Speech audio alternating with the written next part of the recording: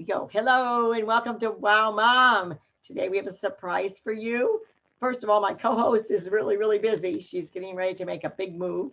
She's Jane Ann Bombrecht, and she's with diamonddozenmom.com. You can catch her on www.diamonddozenmom.com. But today we have my old co-host Marla, and I want to welcome her all the way from Puerto Rico. Hi Marla, how you doing? Hi, Ellen. Glad to be back again with a show. It's been a while. It's been a while. Last time we had a show, it was about our babies. We share a love of our babies that are in heaven, waiting for us to give us a big hug, and we know that they're praying for us. But last time we had a bird arrive on the scene, and I did try to edit. That time we did not edit it, so it was really a surprise. We felt like it was the show was just pretty well done until the bird came on, and we were like, okay, we keep the bird. But this time we're going to talk about because Marla lives in Puerto Rico and we don't know a lot about it, what's going on there, and our country's in such upheaval that we're going to have her talk a little about these questions I wrote. Now, Marla, on my show, as you know, I write the questions, I send the show notes, and I type with one finger, and then we don't hardly look at the sheet. So today I'm going to read your bio because this is what Jan does best. This is not my forte. So Marla, meet Marla. It's Marla Mendez, and you say your last name again, Sylvie. How do you say your last name? Silvagnoli. See, that's what I was going to say. And she is at professional level. She is an educator, a professor. I always call her Professor Mendez, and she's with science and math in different institutions. She's instructing in the Department of Natural Science and the Director of Activities of the Title V-PAS project. I can't even say it. The Pontifical Catholic College of Puerto Rico, right? Catholic University of Puerto Rico. Mhm. And on the personal level, she's a wife and a doting mother of three. The youngest of them is Christopher, who died at 37 weeks gestation in 2014. And this experience has changed her and motivated her to share her experience in a book, which she wrote and participated in various interactive um, mentoring and awareness groups about grieving. And she's an expert, I'm sure by now, want to hear all the tips. And she process of when you face a pregnancy, you get so excited that your baby's coming, and then the last thing you think is that your baby will be taken way too soon. So she has to talk a little bit about what she's doing in that area to help other parents, and she collaborates with parents on a professional level in a nonprofit organization and develops what is now the law 184 of 2016, the law for the establishment and the preparation of uniform protocol to implement in hospitals and health institutions for the management of loss of an early pregnancy and fetal death, neonatal death. In addition, she's the leader of Puerto Rico chapter of Tears. Wow, Marla, you do so many things. Foundation and facility of the support groups helping other people. And I can't pronounce it in Spanish. Say it in Spanish for us. Transforming pain. Transformando el dolor. I so love that. Tell us a little bit about that. We'll start with that. Tell us what those two Okay. things. I mean, you wrote the Yeah. book and then you do. I mean, you started Tears and the organization for you put in a law in Puerto Rico. Yeah, it was a group. We developed first a project.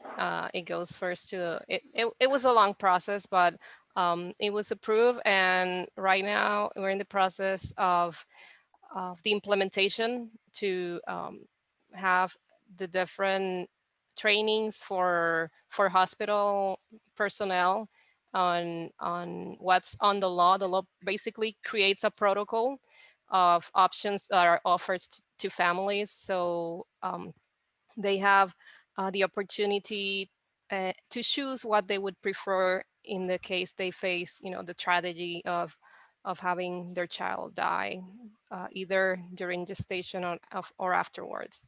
And that's the law part. The law was approved. The protocol was developed by an interdisciplinary group that included March of Dimes, included nonprofits, included psychologists, social workers, doctors, nurses, and administrative, personnel. And the protocol was developed, and now it's in the process, as I mentioned, of getting the personnel trained on what is in the protocol and the importance of the compassionate care of families during this time.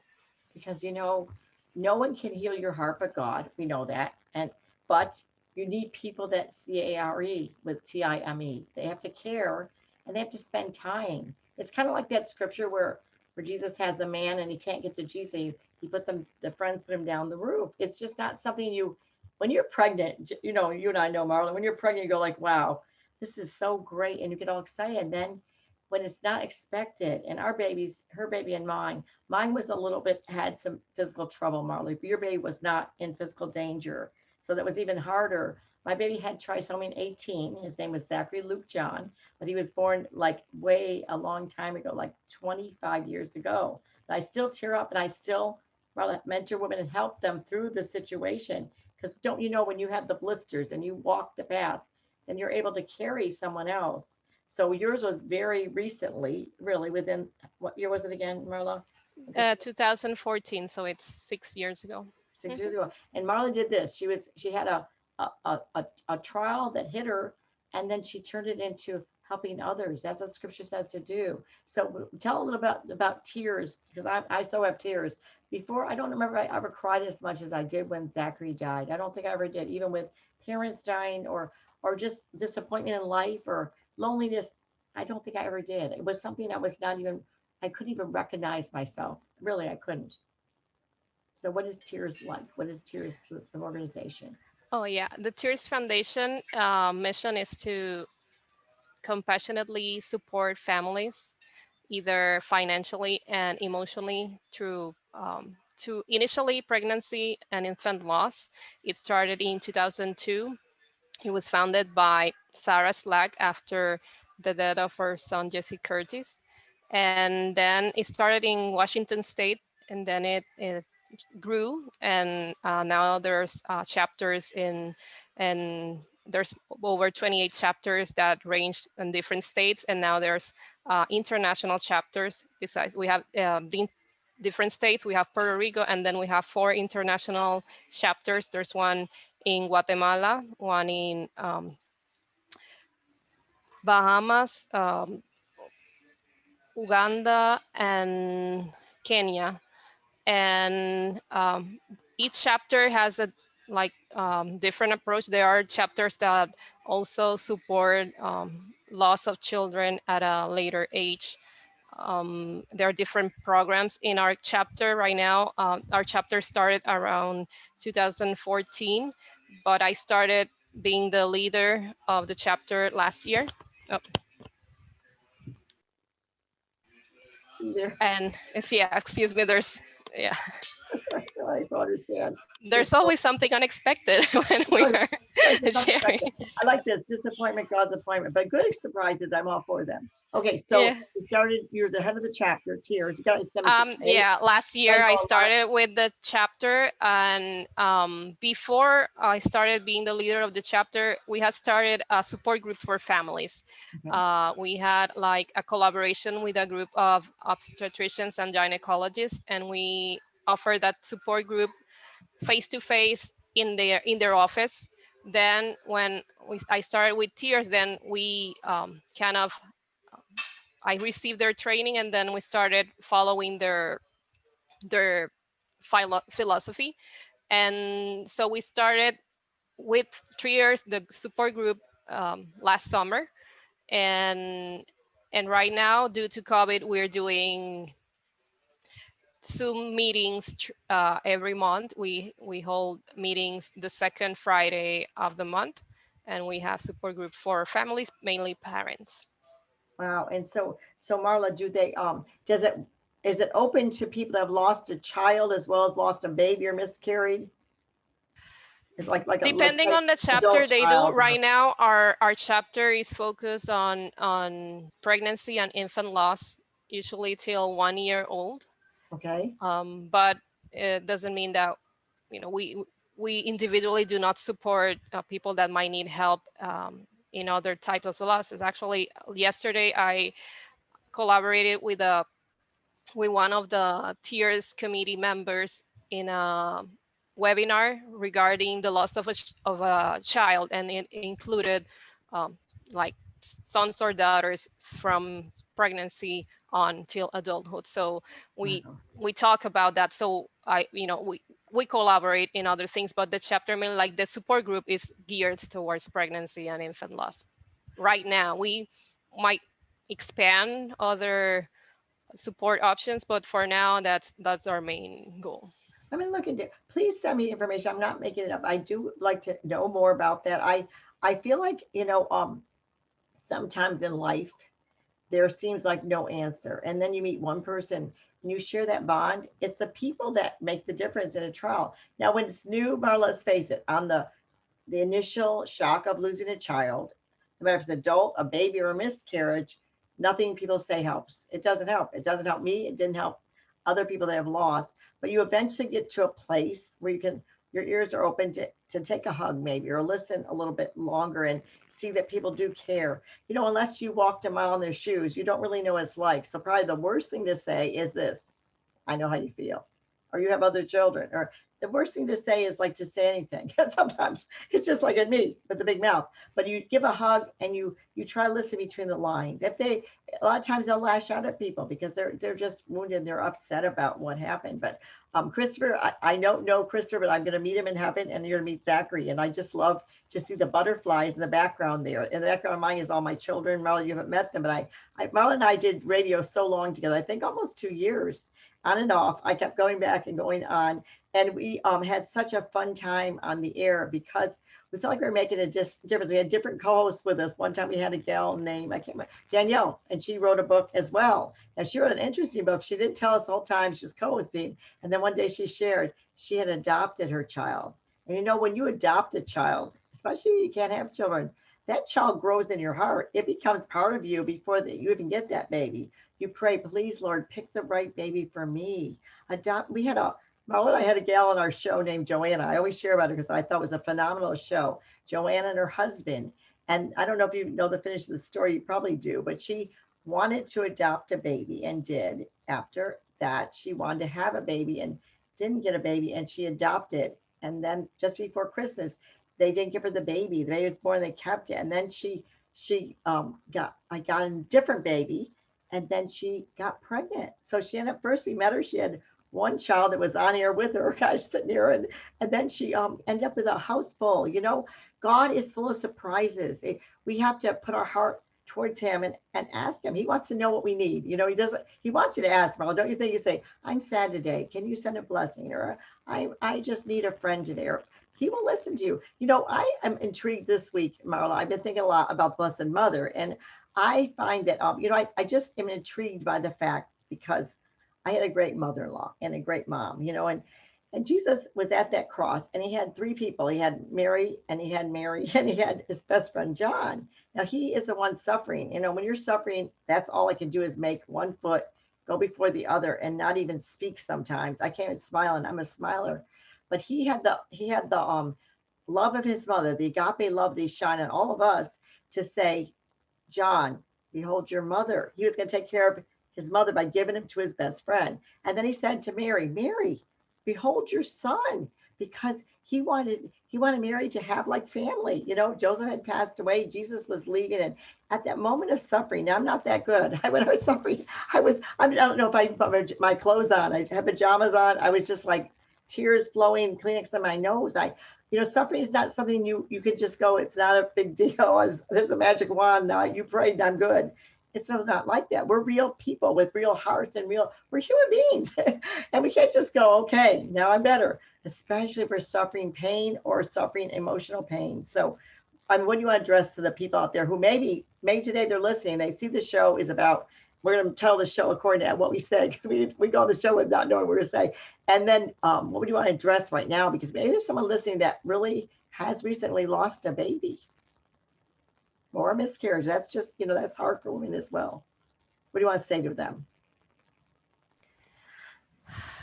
As you mentioned, there are no words, that are enough to reach that deepness of despair. But I think something that helps people that are in those shoes is that they're not alone.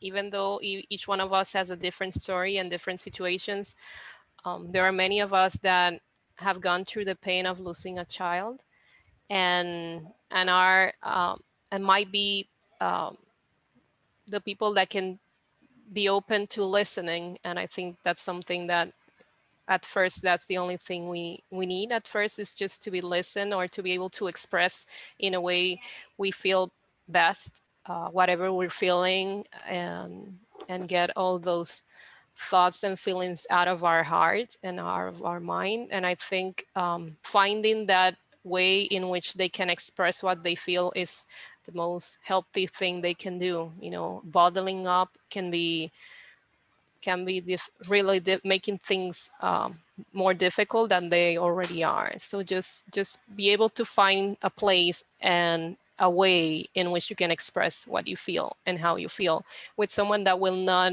offer judgment and will not try to lessen your pain, just to recognize the deepness of your pain and to respect uh, your feelings and that you have the right to feel how you feel and express how you need what you feel. But Marla, there's never a good time for a bad thing to happen. But this morning I oh, I internet with so many different people on Facebook or LinkedIn, and I do. And so today I found one lady, a friend of one of my daughters, shared to pray because this teenagers right now are, I know don't have teenagers yet. Do you, Marla, or you do? Are you okay? How I old are they? have I have a teenager. Yeah, she's 13, turns 14 on Cool, November. cool. Hmm. There's a lot like we're around the country. There's a lot with suicide, and sometimes Pat and I just talked on our show. We were doing Deacon and Deer earlier, and people don't notice it coming. And we were trying to give tips like it, but she was said for prayer because two people she knew in this week have committed suicide, and so that's a loss that if you don't, especially if you don't see it coming. Some people would say to me, well, they would like wanted to say this about it was just a baby or just a miscarriage. No, any loss is a big deal to me. I'm like, okay, I don't understand that comment because they possibly didn't know that that's just a wound to the heart, like a knife going right in. But for people that have lost an adult child, I don't even know what to say because I haven't gone that route. But I really want to speak life right now, Marla, to parents to be so aware of your children. We don't want our children to be lost in the air of like, we don't get to love them, hug them, be with them. But how do you find the signs? They do have signs. There's signs showing you're in the world of academia and you see college students. What would you say to them to look for? Because it's usually around the high school or college age that they have things pop up. Yeah, I think well, I'm not specialist in that area. I'll say that first. But yeah, from what I've read and experiences some people have shared, there are some potential signs, and it's, I think, one of the most important things, I guess, even though if there were signs, if this happens, I think you have to be careful not to blame yourself for what happened, because people make their choices. Even though we might um, teach our children a way and how to try to deal with situations, and we try to be there for them and be there to listen, we might miss something, or they might not want to share something with us. They might share with a friend maybe, and maybe we don't get that information. So maybe there might be signs but we might not see them, and we shouldn't blame ourselves for what happened, and just try to be there for them and try to know their friends, and have their friends also trust us. So if they see something that's amiss, they might be have the trust to be able to tell us and let us know, so we can help them Mhm. before something happens. And if something does happen, just rest assured that you did the best you could with the information that you had. Sometimes we don't get all the information. They might not share everything, that we know that when we were teenagers, there are some things we wouldn't share with our parents, I thought it and was then just we would like, hide from them. So they do the same, and now we have different ways in which to communicate that might be harder to know something's going on. They might communicate through text, and we don't get to see, listen to anything that's amiss. And so that might make things harder.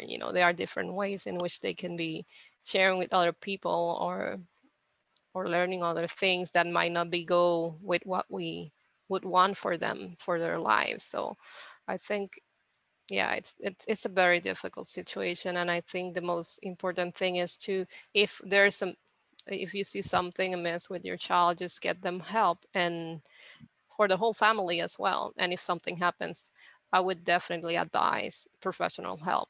And do not feel ashamed to need help when when you face um, unspeakable tragedy. The best thing you can do is find people that can help you get out of the darkness, and pray for you, and listen, and be able to not judge you, and be there for you. I think that would be the only thing I could tell them. I appreciate that, Marla, so much. They always say, moms have eyes behind their head. When they're little, you're like, okay, I saw you steal that cookie. I have eyes behind my head. When you're a mom of adult children or even teenagers or college age, you have to have eyes in your heart. You have to see with your heart. You can't just listen to the words. They may be going, I hate you, mom. Or they're really saying, let's go out and get some ice cream together. Let's spend quality time. Let's spend time with just you and me, mom, and not all the other siblings. They're crying out. Now, those are signs. They may decide to paint their hair green. People do that. Even adults nowadays are purple. And I go, whoa, I like purple, but I'm going to still keep my blonde hair, Marla. And they may be saying signs you're not seeing them. Ask God to open the eyes of your heart and let you see with eyes that are hidden on the inside of their heart. Look at their eyes. I tell my people all the time, I like to look at your face when you speak because I'm looking at the eyes. I'm seeing, are they being honest? Are they, a mom can tell, so to beware, y'all. We have eyes in our heart and we want to love. Pat and I talked a lot, Marla, about loving in a family. You got a wayward child, and everyone has one of those or two or three, and they come back, they come running back, and you want to be able to embrace that child. You don't want to be the mom or the dad that goes, I told you so. These are things that start wounding the heart. I talk a lot about heart wounds, Marla. I have no expertise in that area, just that I'm old. I'm 67 years old, and I feel like the wisdom comes with the gray hair. See, so like I hide it, but in reality, I have some wisdom. And I always say to people that if they have it in their head, like when our babies first died, it was like sad and it's in your head. But as soon as the wound goes to your heart, well, then Jesus has to heal that wound. You're not a heart surgeon. And I believe in the Adoration Chapel. It's one of my favorite places to hide, you know, hide my heart and expose it to Jesus alone and say, here, Lord, take my heart. It's wounded. I need the balm of Gideon to put on my heart and cover it with your blood, please. And it isn't all at once. Do you think, Marla, when you get a wounded heart, if it's a baby loss, a job, a divorce, whatever it is, you can't just go, now I'm good, like we talked about earlier. It takes a journey, and the journey has to be done with an accompaniment. Even Moses, he couldn't lift his hands up for so long. After a while, he said, please, Joshua and Caleb, would you take one side each? Prayer does heal. I'm not going to discount prayer. I am a big prayer. I'm up all the night sometimes praying for a wayward child, praying for a newborn baby to be birthed, whatever it is. I'm a mom. I got to pray. But then there's more to it than that. It's the journey that you take. Those people, Marla, that take the journey with you, right? You never forget them. Do you ever forget the people? I never forget. Never. It's not that I memorize. You did this, check. You did that. I never forget the ones that held my one arm and my other up in prayer. I never forget the ones that took down the baby's nursery, returned the presents. I'm sorry, you never forget those people. I write for a lot of places, Marla. I write for Catholic Mom, the Woman of Grace, Augusta Chronicle. I write my own things. And this week, I don't know why, on my heart, I feel like I need to write an article about three friends named Sue, three friends, all named Sue, in my early days in Christian community. Read the article at the time, Woman of Grace. I don't know what she titled it because I send it in. They change the title sometimes. But it's like, who is Sue to you? So everyone needs a Sue that has to be a Veronica to you to wipe the tears from Jesus' face, that have to be a blessed mother that is a spiritual mother to carry you when you can't walk another step. And the other one was a Barnabas. Even Jesus needed a Barnabas, the one side of the cross, and then he kept falling down. He needed someone to steady him and take the other end. If you have to carry the cross alone, call Marla or I. We'll be there. We know what it's like to carry a cross. Everyone can't do it. Some of your best friends leave you and you feel like, where'd they go? Oh, they were busy. But you don't hold it against them. You're just so grateful that God brings forth the Barnabas you need, the Veronica, or the Mary. And so read the article. I think you'll like it today, especially, but this is the part that was neat. I wrote the article maybe a couple weeks ago, right? I wanted to get it out to Women of Grace. And I was going home to see the family this week. We were in Georgia, and one of the people is Sue Hoyt. She's a good friend of mine, and she ended up being in the hospital. She had almost died. So we were able to visit her. Now she's a Sue that carried the cross for me. She was like the person that was really the other under the cross when I had some trouble after postpartum depression, after having so many children without eating and sleeping. I just bit the dust.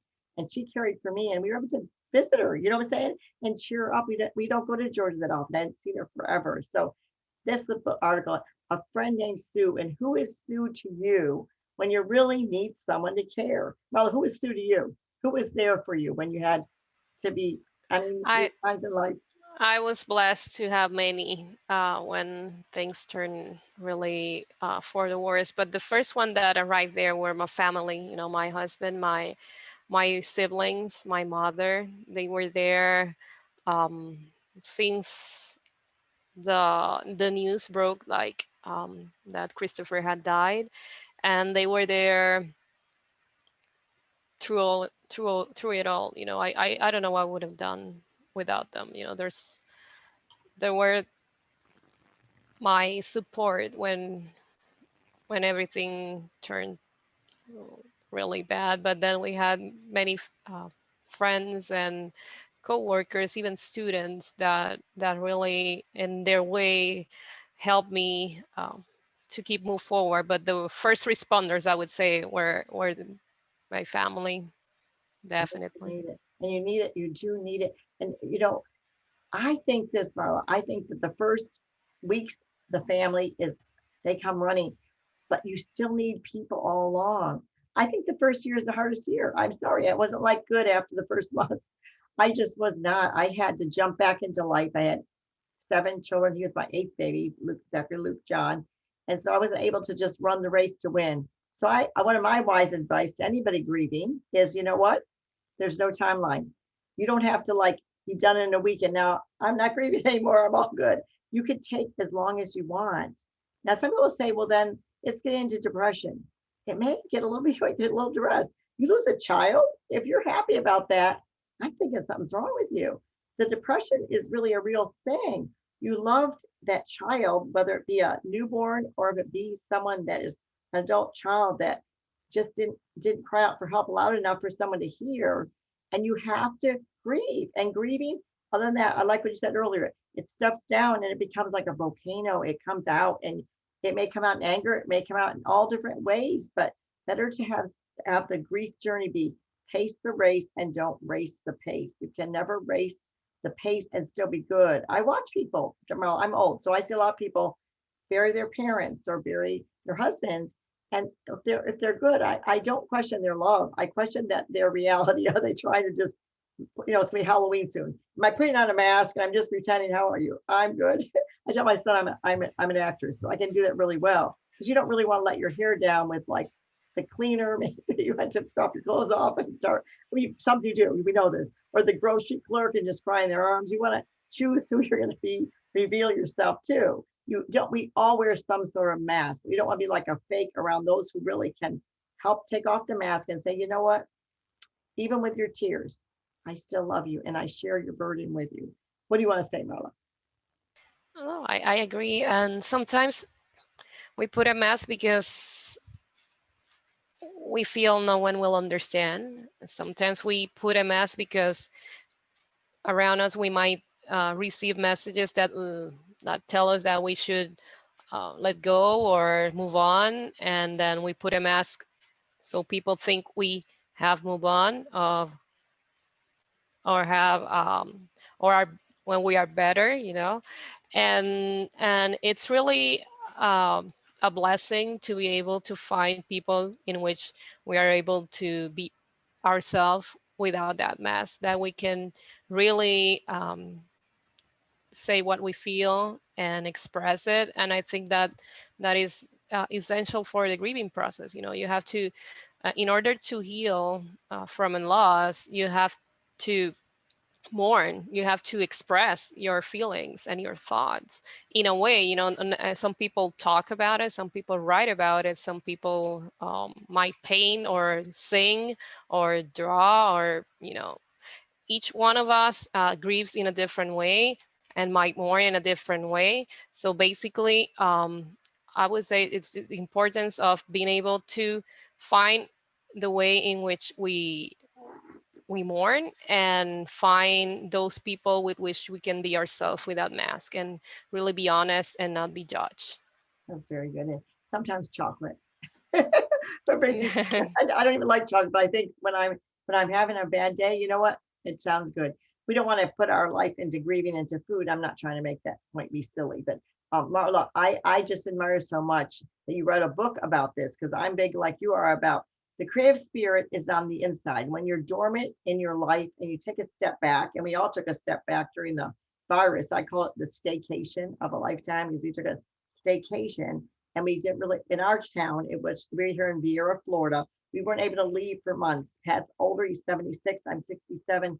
We chose to stay back. So what I was going to say is that when we take a step back and we pause in life, our creative side comes out. We begin to write better, draw better. I liked what you said. And we begin to journal, and that gets it out of our heart and into the air. But I like what she did is she wrote a book, and I did not do that. I wrote a book about motherhood, and I was saying there's a chapter in there, Wow Mom, about grieving, losing a child. But in your book, can you tell us a little about your book in case someone would like to know? Because we have a lot of things going around that need to be to help out other people healing. Yes. Actually, what the book is the journal I kept when everything happened. I started writing when I went out of the hospital. I remember that my sister that stayed with me while I was in the hospital, she asked me what did I need, and I just said I need a notebook. And when I came out of the hospital, my mom bought me a tiny one that was in the hospital store, and I kept it in my purse. And when I left the hospital, I started writing poems. I think that's just what came to me. It was like poems. And the first one was kind of a prayer, and I titled in Spanish in Sueños, which is called In Dreams. And it was kind of like a prayer in which I asked God to let me see my son in my dreams. Oh, And afterwards, I just started writing poems. And then one day I started, like I felt that I needed to write the whole story, like since I was pregnant, since I got pregnant, and everything that happened in the hospital. Like I wrote it all. I was like, I couldn't sleep. I was feeling uneasy, so I wrote everything down, and I started to feel better after I did that. And then I kept like kind of a journal, like different days, how I felt, what I thought, and the process of going back to work and all of that. And then I wrote it at the beginning. It was for me, that was my way of expressing what I was feeling. And at first I couldn't talk about it that much. Like I would just cry a lot about it. And then I remember that one day I was reading, I would write and then I would read it again. And I obviously would cry a lot. But then there came a moment when I reread what I had written and I didn't cry anymore. Like I felt like I was reading someone else's story. But then when I read it, I kind of, and with the stories, since what happened, I learned of different stories of coworkers and different people that I've met afterwards, and the some things they share of how they felt so alone, that people didn't understand, that no one knew how they were feeling and what they were thinking.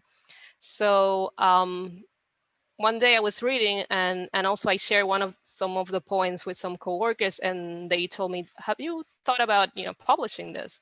And I had already thought about that, but I thought that maybe someone that went through something similar might feel less alone by reading it, and maybe people that hadn't gone through this might help them understand how someone that they love that goes through this could feel. So what they should say or shouldn't say, So after thinking it for a while, and then I decided I just basically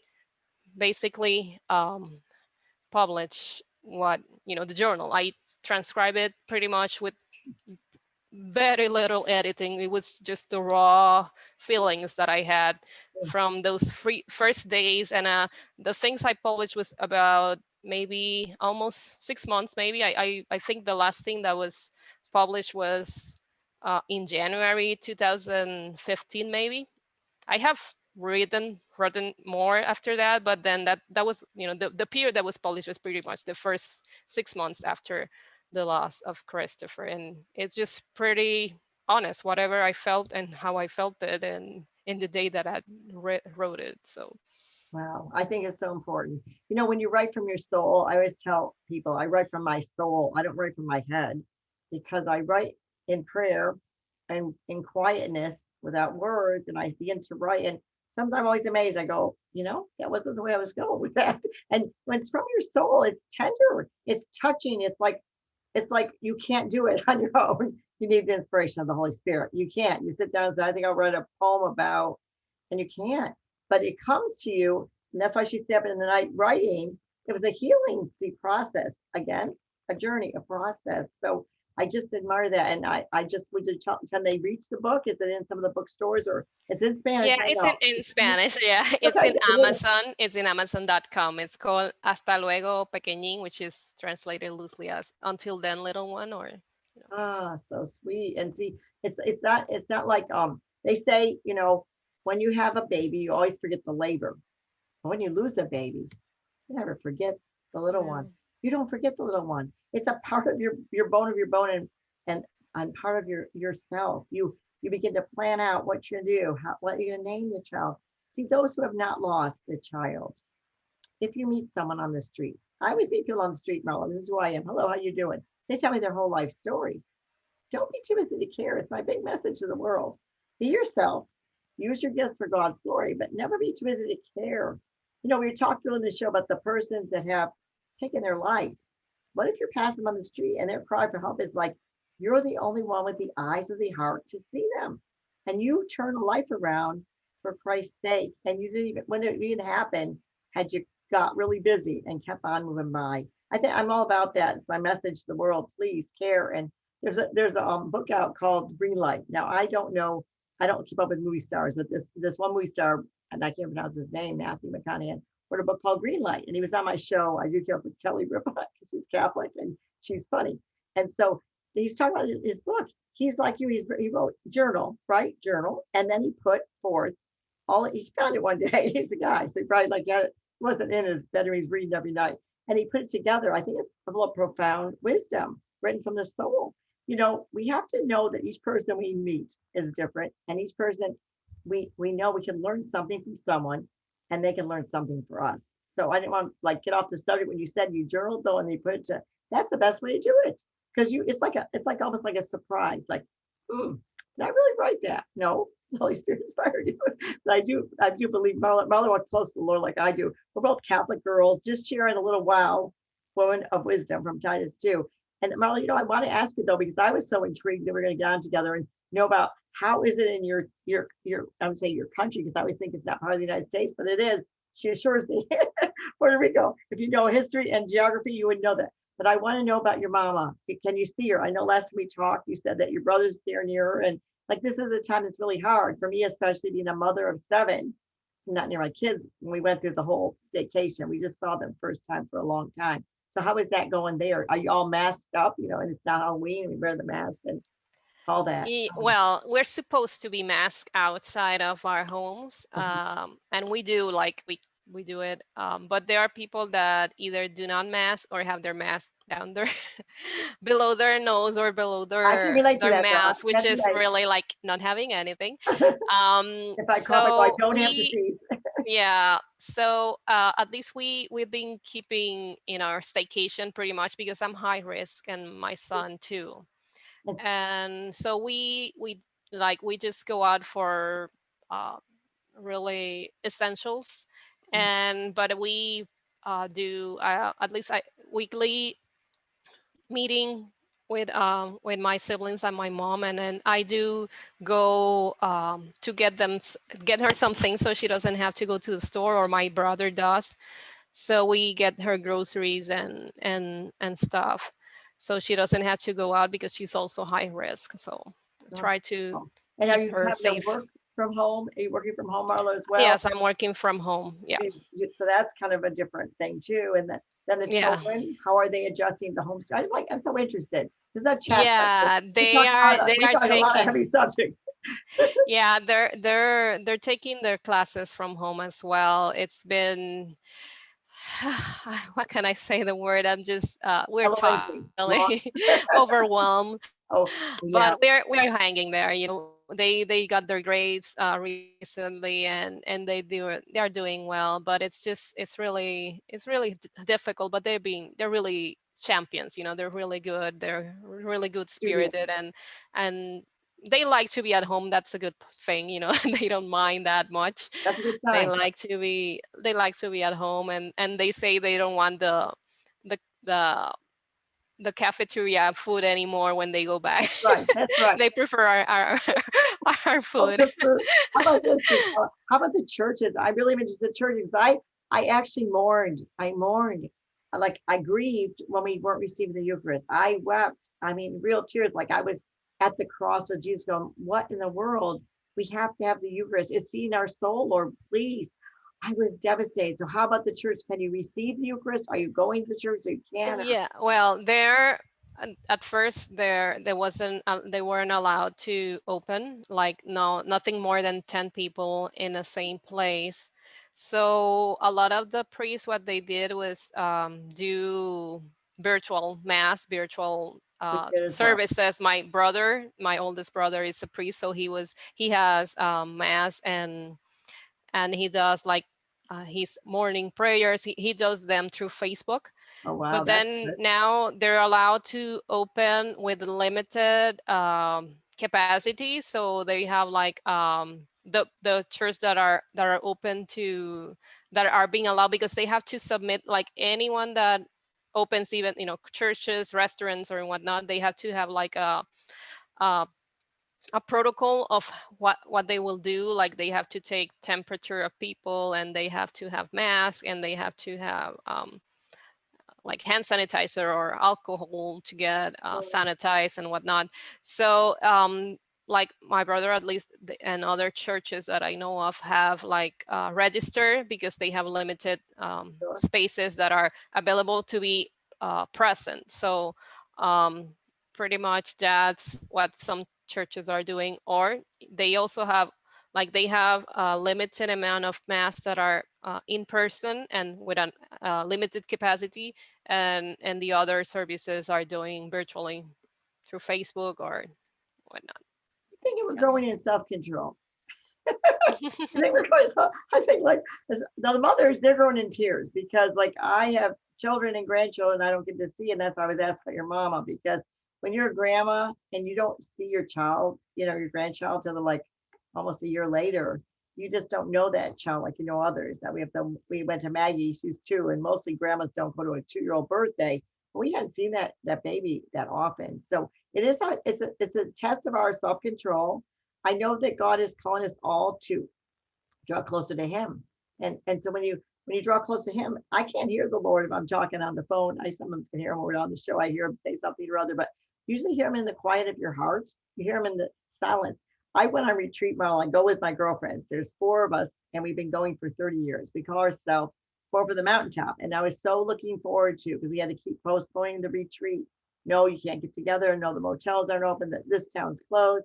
We finally went. I was all excited, right? Spiritual retreat. And you know what?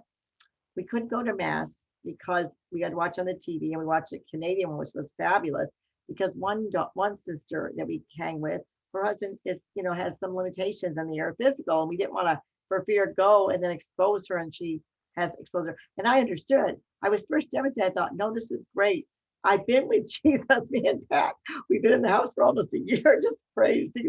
This is like fun. We went to the beach every day. It actually hailed, but they'll say no, it just rained.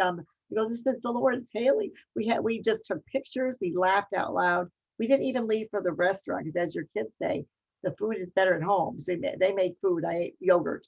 I'm not a big eater. So I was like going, it was so fabulous, but we have to make do. Life gives you lemons, you make lemonade. But life gives you disappointment, that's God's appointment. But life gives you grief, you take a pause. You take a pause. You go, okay, I can't breathe through this. You can accept like, okay, we're going to see TV mass. Okay, we don't have the Eucharist right when we want it. Now we appreciate it more. We don't get what we want because we're not two. See, I tell my kids all the time, no one can do what they want unless they're 2 years old. And even at two, I start going, no, sir, you can't do that. So we are learning a lot of self-control. We're growing up as a nation. We're maturing. We're learning to do things a little differently, and we're very creative. And Marla, I just so admire. We're gonna have to close the show, so we could talk forever. And even though you're not as much a talker as me, I can talk forever too. So I thank you. I just want to hear if you have any last words, because we hit a lot of things. We've actually been on the air 47 minutes, which is that's not a record. That probably cut us off Zoom, but I've enjoyed seeing Marla. When you have someone that you don't see a lot, and we've never even met each other in person. This is as close to person we know each other. And so we can't even find each other in the streets, and that's Marla. So we thank the Lord for the Zoom and for also being able to connect on the airways. That's what a lot of people did, Marla, in the during the staycation, which I like to call it. Sounds more positive than like they're making us have time out. So would you like to share anything last minute to sum up the show, and then I'll sum it up? We talked about so many things, but they were all so important. Yeah, I guess as you said, sometimes life takes unexpected turns, and we have to deal with them and learn. I think one of the things that we learn through this process is what really matters, and really where we put our energy and our life, what we would devote our life to. And yeah, it made us stop and pause, and now sometimes I now work more than it's really like nonstop sometimes. But I know it's difficult finding the balance sometimes, but try to do that. Try to find the balance and center, and really this past years have been really tough here in Puerto Rico. And since I know it was around the time we were in miscarriage marriage. We were hit by two hurricanes, and then it's been from that point forward, it's been one thing after the other. I don't know if you remember the last time before, besides the bird, we had a little earthquake. Last time we I had an interview. I was a little scared. I said, what's going to happen this time? We had a little earthquake that time. It was in October, and then last year in December, it started nonstop near the area where I live, like earthquakes going on January, February, and it's been like the earthquakes and then the COVID. Like it was really difficult. It's been a really different year. This year has been uh, it has thrown us all out of our loop, and we could focus on that and only what the hardships that we've gone through. But the truth is that if we just see that part, then we don't see the whole picture. Yeah, there's their hardships, and we shouldn't deny them and or hide them, because they're there. That's what happened. That's what's been happening. That and many things more. This past years, but we also been able to grow individually and collectively, and hopefully that will amount to changes in things that need to be changed, that were really highlighted through all this different things that we've been living, since 2017 till now, in terms of government, in terms of communities, in terms of individuals and families. We really have to, each one of us, starting with myself and everyone involved, really think if what we've been doing uh, is according to what we're supposed to be doing, and if not,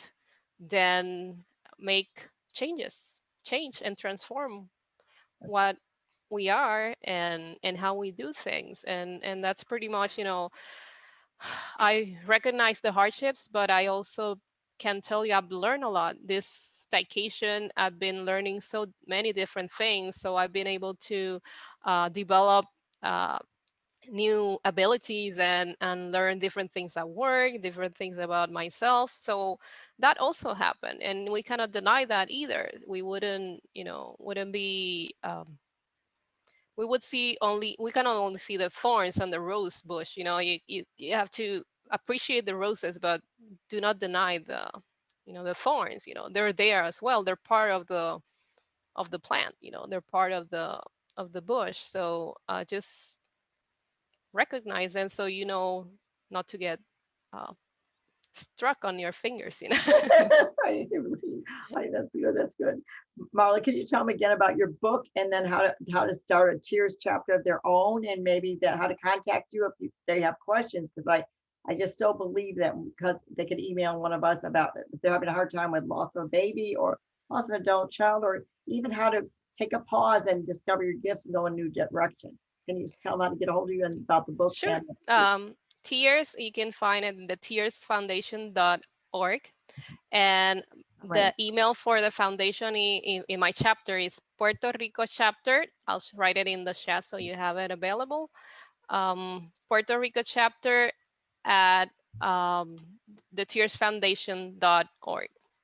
Thank you so much. And how do That they way go? you Your can book, reach me. Amazon. We also have a Facebook page, Puerto Rico chapter, the Tears Foundation the Tears Foundation as well. And you can reach me through there. I'm the one that answers either the email or the Facebook page. So that's a way you can get a hold of me. And Amazon for the book, and then Amazon.com. The name of the book is in Spanish, Hasta luego, gotta do pequeñín. this at the end here. I'm a Marla will agree to this because she knows me this much. I am computer challenged and I don't do electronics. But I say I turn this off. I hope I do. If you're thinking about someone today that you haven't thought about for a long time, then maybe the Holy Spirit's saying, write a note, send a letter. Maybe he's saying they're carrying a cross today. Say a little prayer. We kind of have we have to look at life with the eyes of our heart and see through the eyes of Jesus out of our eyes so that we know that we never want to be too busy to care. And we always want to never look at someone else and say, why are they the way they are? They've been on a journey. You may be on one too. Some of their journey takes them on down the valley. Some are up the mountaintop, or some they're just putting on a mask and you think they're on the mountain and they're really suffering greatly. Take a pause, look in their eyes and see. Watch this show again, send it to a friend, and get some tips on how to help someone that's carrying a cross. Even Jesus himself had to have someone take the other side. Barnabas carried the cross with Jesus. Jesus fell 3 times. Don't be ashamed if you're in a trial. The trial is what makes us real. Don't you think, Marla? Before that, we go over, we're good. A trial makes the tears come out in such a way that we can't just fake it. Do we make it? Because some you just can't. You just can't. You have to be yourself. God understands the most, but there are people who have carried a cross as well, like Marla and I, and they understand too. Not exactly. They haven't gone down that same valley, but they understand enough to be there and to care. So my name is Ellen Mongan. It's Wow Mom. Thank you for joining us, Marla. Thank you, Ellen, for inviting me. I always enjoy it. No birds today. And I want to say you can reach me at wowellen@yahoo.com. See, I got it right. And I also lessened my email so you can get a hold of me. My website is www.ellenmongan.com. Join us again. And Marla, one day again, we get on Miscarriage Matters. We try to get this show on. Yeah. we say hi. And they love us there. And we enjoyed you so much. Thanks for all the wisdom. I check with you again. Next time, come on, and Jane Ann meet you again too. Thank you so much. Thank you. Now give me a tip, because I'm going to do this. This is not going to be cut for the show. We're going to go stop, right?